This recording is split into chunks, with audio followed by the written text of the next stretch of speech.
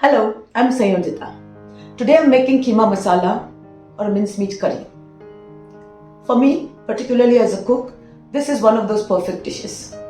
I can serve it as an everyday meal with rice, roti or dosa, dress it up for special occasions, and use it as a starting point for innumerable dishes. Sandwiches, rolls, kebabs, samosa, puffs, the list is endless. In fact, I can make a different dish for every day of the week, starting with this keema curry as a base. In a couple of weeks, I'll post a follow-up video to show you 3 such dishes. You can use any meat for this: chicken, turkey, mutton, beef, whatever you like. I have used mutton because, like other red meats, it takes longer to cook than chicken or turkey and therefore poses more challenges. I'm making a large quantity today. Half of it I'm going to serve with chapati, and the remaining I'm going to prep and portion and store away in the freezer. Then, when I need to make a quick meal or have some unexpected guests, all I have to do is take out a couple of packets and whip up a meal in just minutes. But for now, let's head to the kitchen and make some mutton keema masala. A quick glance at the ingredients. There's nothing exotic here. This is the mutton mince, washed and drained. The more water you can remove from it now, the easier it will be. As I mentioned earlier, any meat will do: chicken, turkey or beef. Onions, of course, chopped fine. This is the only prep you need to do before you start. Everything else can be done along the way. The ginger, garlic, green chili, I'm keeping these whole because I'm going to just puree everything together. If you have individual pastes, you can use them. Break the green chilies and coarsely chop the ginger. Instead of water, I'm going to use a couple of tomatoes to make the seasoning paste. This way it will be a little thicker. I will puree the remaining tomatoes later, so I just need to cut them in big chunks. I'm making the paste now, but you can do all this while the onions are frying. You will have plenty of time to do so.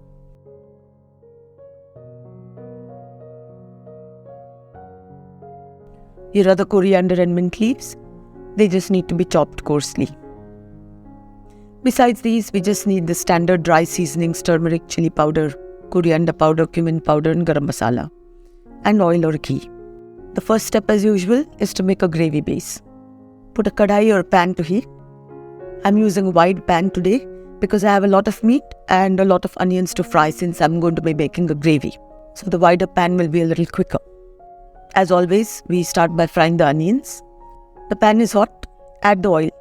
I have added 3 tablespoons to start with. I think this is sufficient for an everyday dish. You can use a larger amount for special occasions. You can also use ghee. The oil is hot and we can add the onions. I have not chopped them too fine because with mutton or beef, the onions will break down completely by the time the meat cooks. For chicken or turkey, you may want to chop them a little finer. Some salt to help the onions cook faster. Toss around until the onions are wilted. Lower the heat and cover for 2 to 3 minutes. This will allow the onions to cook in their own moisture and therefore reduce the cooking time. It will not be necessary if you're using a lot more oil than this. This technique works well when you're using less oil, as I have. Remove the lid and stir from time to time. Repeat this process until the onions are golden and soft. This is how the onions are looking 8.5 minutes into the frying process. I've done the cover-uncover routine 3 times for about 2 minutes each time. I'm going to cover it one last time. In the meanwhile, I've coarsely chopped the coriander and mint and pureed the tomatoes. You could have prepared the seasoning paste here too.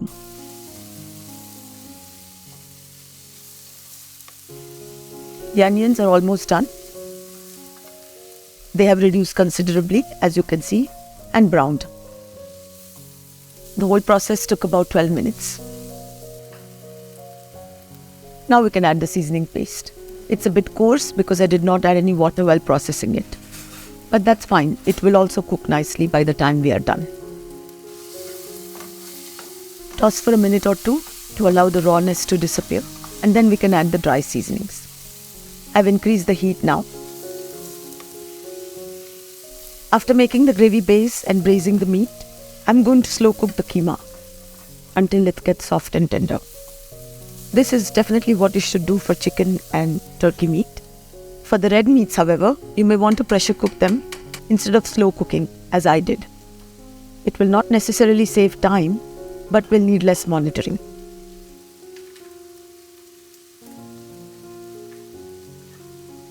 turmeric, coriander powder and cumin powder. Salt I have already added, and chili powder I will add after the tomatoes.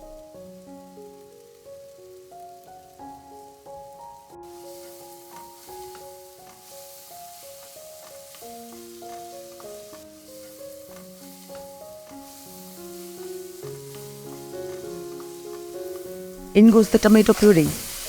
You can also use finely chopped tomatoes or ready tomato paste. There is plenty of moisture in this, so the flame can be quite high.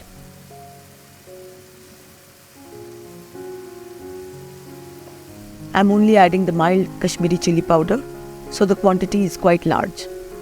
I like the beautiful red color that the Kashmiri chili gives the keema. You can also use the hot chili powder or a combination of the two. Toss for a minute or two to reduce the tomatoes, and then lower the flame. Cover and simmer until the tomatoes are fully cooked. This is particularly necessary if you are using chopped tomatoes, and the process will take a couple of minutes longer for that. All the moisture must be gone and the oil should separate. The gravy base is ready. It took about 17 minutes total. Remember, we are making a lot of keema, so things are going to take longer to cook. On to the next step. And now we can add the mince at last. Make sure you drain out as much water as possible. Keep the heat on high and do not cover the pan until the meat loosens completely. Covering the pan at this point will result in lumps of meat like meatballs.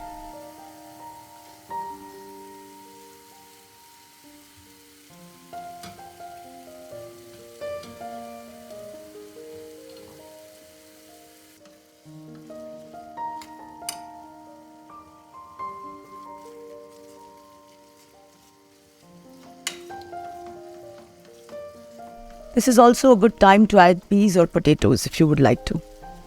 Since I'm making generic keema, I'm not adding any. Toss them around and they will just cook with the mincemeat.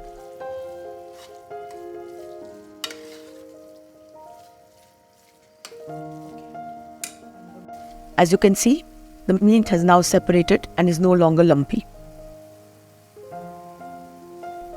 One word of caution. It looks like it's all cooked and ready to eat. But there's a long way to go, even for chicken and turkey, but especially for the red meats.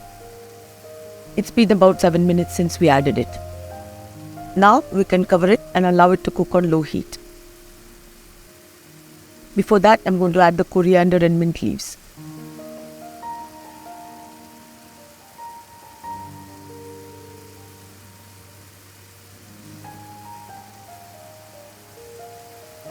Now I'm going to add the water.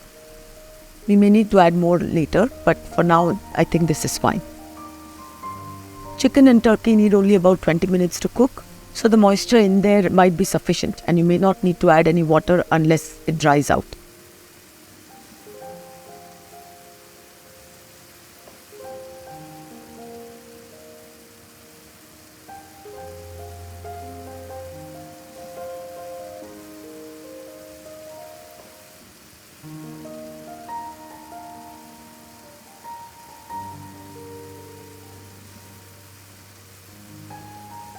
Bring to a boil, then reduce the heat, cover and simmer. If you are pressure cooking, you can set it to cook now and let it cook for about 20 minutes after the pressure builds up. And if you are slow cooking in the instant pot, set it for 30 minutes, check it out after that and add water if you need to and keep it for a little longer. Or you can just put a little more water and keep it for 50 minutes altogether. The procedure and the time taken up until now will be the same for any meat, be it chicken, mutton or beef, as long as the quantity is the same. This next phase will be longer for mutton and beef. Turkey and chicken mince are alike and they will take a little less time.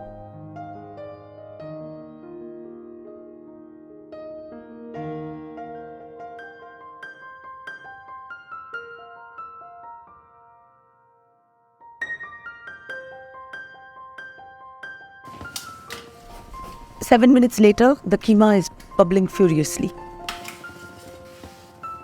but has a long way to go. There is plenty of water, so I'm just going to give it a quick stir, cover it and let it cook.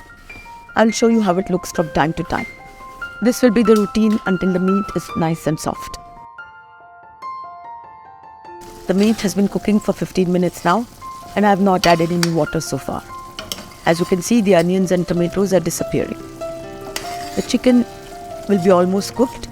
If so, you can skip ahead to the portion where I'm adding the garam masala. I've put the timestamp up here. On goes the lid again. Now the meat has been cooking for 25 minutes. And I think there is about 15 more minutes at least to go. Which is why I think pressure cooking red meat is better. But it is at the point where I can taste it now. I need some more salt. And I'm going to add the garam masala too.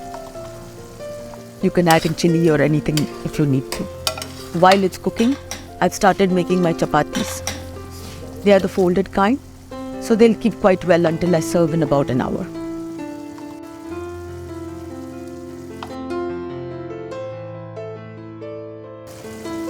The meat is finally tender and we are ready to proceed.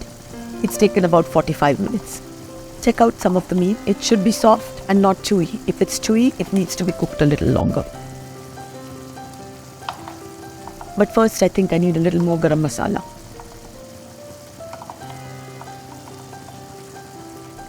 You can see up close that the gravy is homogeneous as compared to how it was when we first put it on.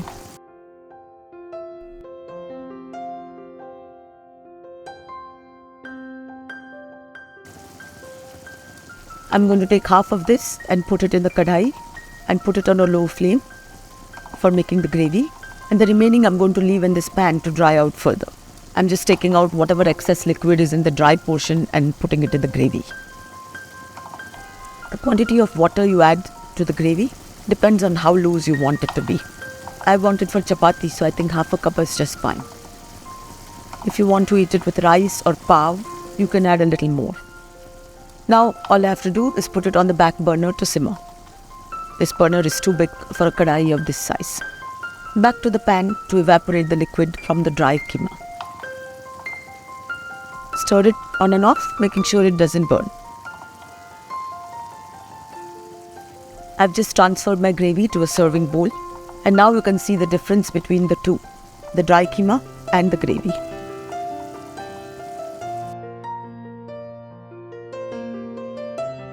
Both are done now, and I've turned off the gas. I'm going to do a little tadka on the gravy before serving, just to give it a little lift. Then my small kadai is way back in there.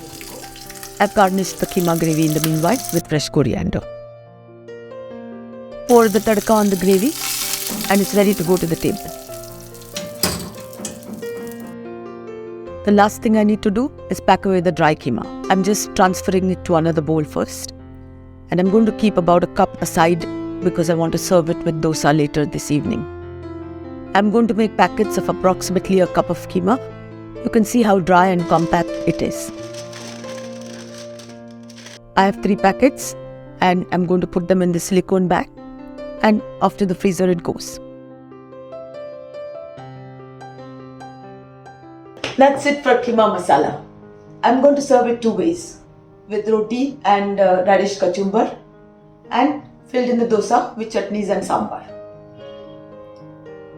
Stay tuned for the follow-up video coming up in a couple of weeks. In the meanwhile, you can check out this chicken varta video. I think it's just as versatile as this Keema Masala. I'll see you next week. Thank you for watching.